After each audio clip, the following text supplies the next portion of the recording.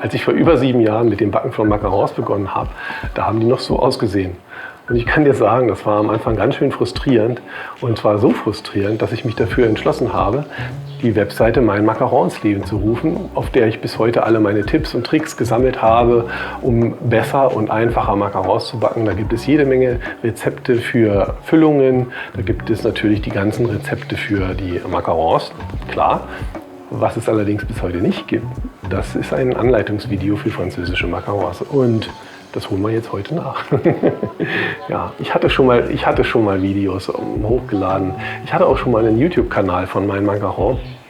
Habe den allerdings in einem Anflug von Blödheit gelöscht. Ja, aber egal, die Videos waren ziemlich peinlich und überhaupt.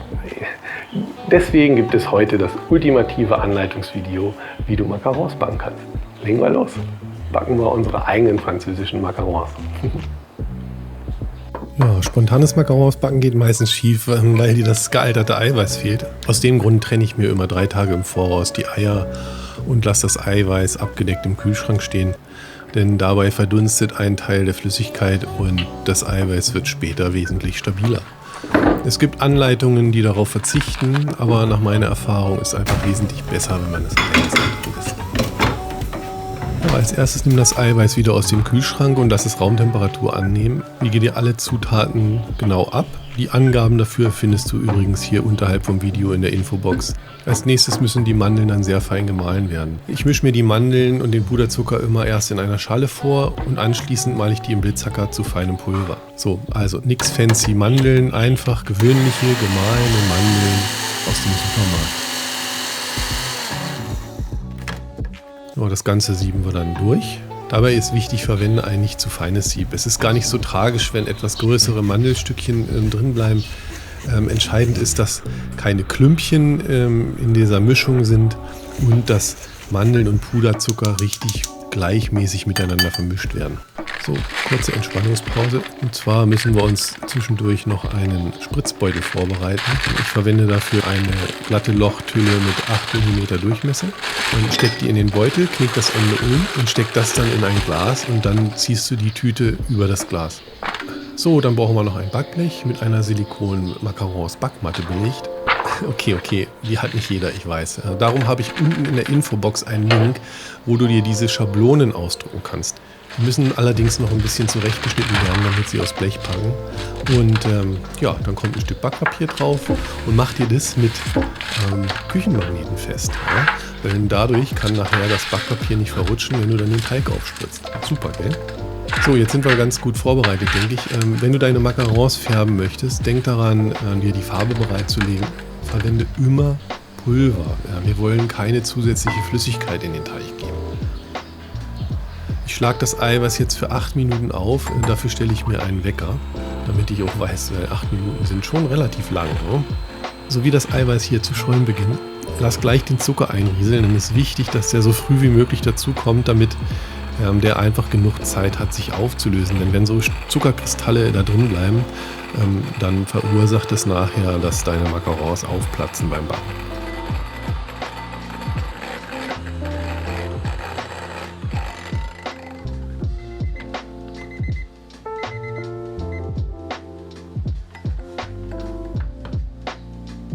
Ja, wenn das Eiweiß dann schön steif geschlagen ist, dann kommt noch die Farbe dazu.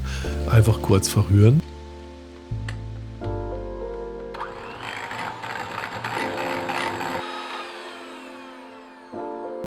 Und jetzt kommt der spannende Teil, da müssen wir uns ein bisschen konzentrieren, den Teig anrühren. Dafür geben wir den Eischnee zur Mandelmischung. Ich verwende hier immer einen Küchenspatel mit so einer Gummilippe. Damit kriegt man einfach alles am besten raus und vergisst vor allen Dingen eben auch nicht den Eischnee, der noch am Mixer, also an den Mixstäben hängt, auch mit damit abzuschaben.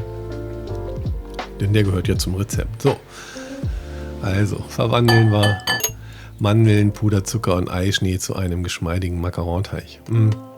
Dafür musst du den Eischnee am Schüsselboden ausstreichen und die Mandeln dann etwas einfalten, dann wieder streichen und falten. Die Mandeln wieder einfalten und dann wieder am Boden streichen. Wichtig ist, Achte darauf, dass keine Klümpchen mehr im Teig sind und streif zwischendurch auch den Spatel ab, denn da sammeln sich gerne Nester von Mandeln und Puderzucker an. Und wenn die im Teig bleiben, dann platzen später die Macarons beim Backen auf. Die Szene habe ich übrigens in Echtzeit aufgenommen. Also es hat 1 Minute 35 gebraucht, bis der Teig schön zähflüssig war und vom Spatel gelaufen ist.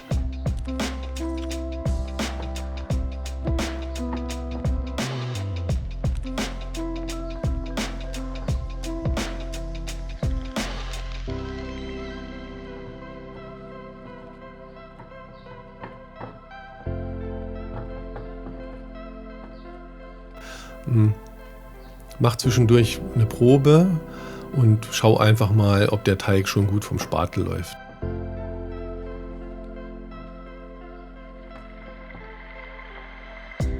Wenn du, wie hier zu sehen, eine 8 formen kannst, während der Teig vom Spatel läuft, dann ist er perfekt. Ja, und dann können wir den Teig schon in den Spritzbeutel füllen und Tupfen auf das Backblech aufspritzen.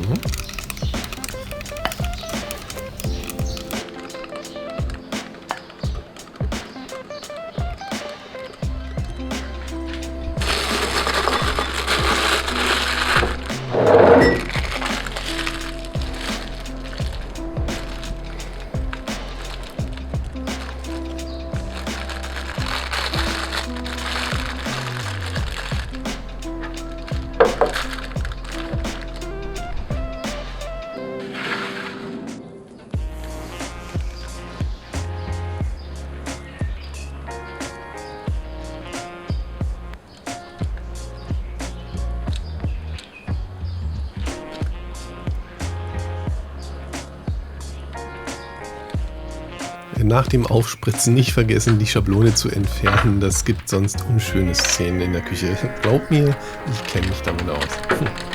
So, also wie du siehst, ich bin hier überhaupt nicht zimperlich mit den Tupfen. Also ein Macaron-Teig ist eine ziemlich robuste Angelegenheit. Der kann das schon echt ab. Ja, und dann hast du ja gesehen, da haben sich solche Zipfel gebildet beim Ausspritzen und die wollen wir natürlich nicht haben. Und damit die Macarons nachher eine schöne glatte Oberfläche bekommen, klopfen wir von unten gegen das Backblech richtig dolle gegen und dann werden die richtig schön glatt. Ja, jetzt müssen wir die aufgespritzten Macaron-Tupfen noch trocknen lassen. Das dauert ungefähr 30 bis 60 Minuten. Das hängt tatsächlich davon ab, wie das Wetter ist. Ich meine, klar, also wenn die Luft eher feuchter ist und weil es draußen regnet zum Beispiel, dann dauert das natürlich länger, als wenn es super heiß ist und die Luft ist schön trocken. So. In jedem Fall ist jetzt genug Zeit, den Backofen auf 160 Grad Umluft vorzuheizen.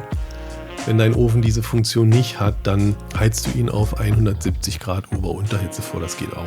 Wichtig, ich benutze hier ein Backofenthermometer, um die Temperatur wirklich exakt im Ofen zu kontrollieren. Um zu testen, ob die Tupfen bereit zum Backen sind, verwende ich jetzt hier einfach einen Finger. Wenn kein Teig mehr daran kleben bleibt, dann sind sie trocken genug und bereit zum Backen. Und jetzt kommt auch der spannendste Teil, das Backen und dabei zuschauen, wie sich in 12 Minuten schöne Füßchen unter den Macarons bilden. So, das hat doch prima geklappt. Jetzt lasse ich sie noch abkühlen und dann können sie gefüllt werden. Übrigens, die Macarons sind jetzt knüppelhart wie Zwieback. Also das ist richtig so. Das ändert sich später noch.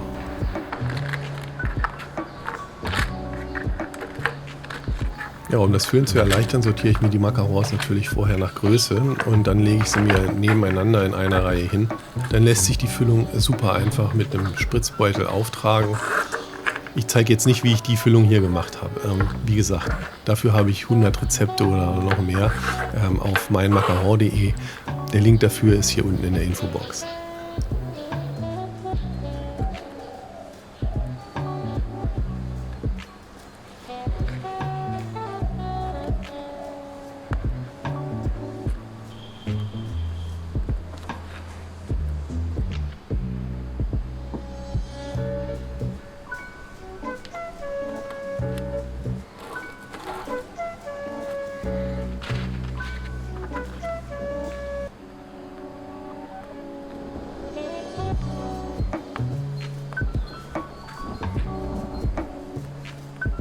Ja, dann muss nur noch der Deckel aufgesetzt werden, andrücken, bis die Füllung den Rand erreicht und fertig sind deine Macarons.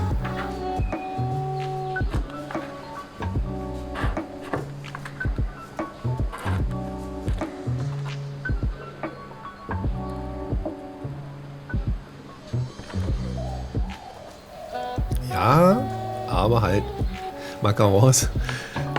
Ja, Macarons zu backen ist wirklich nichts für Ungeduldige, denn jetzt müssen deine Macarons noch in eine luftdicht verschließende Dose und für 12 bis 24 Stunden ungefähr reifen. Danach sind sie aber butterzart Und Macarons zu backen ist doch wirklich nicht so schwer, oder? Also ich werde die hier gleich genießen und dazu noch eine schöne Tasse Kaffee trinken. Und du kannst mal so lieb sein und mir einen Kommentar dazu dalassen, ob ich noch ein weiteres Video machen soll für Macarons aus italienischer Meringue, also mit flüssigem Zuckersirup. Ja, und ansonsten bedanke ich mich recht herzlich, dass du eingeschaltet hast. Vielen Dank fürs Zuschauen und wenn dir das Video gefallen hat, wenn dir das Video geholfen hat oder wenn dir das Video geholfen und gefallen hat, dann sei so lieb, lass mir einen Daumen nach oben da. Wenn du dem Kanal Nico Staniszok noch nicht folgst, da ist der rote Button. Abonnier doch den Kanal Nico Staniszok, das hilft mir wirklich sehr. Und ansonsten verabschiede ich mich einfach bis zum nächsten Mal. Jeden Freitag um 20 Uhr und jeden Sonntag um 18 Uhr gibt es ein neues Video. Tschüss!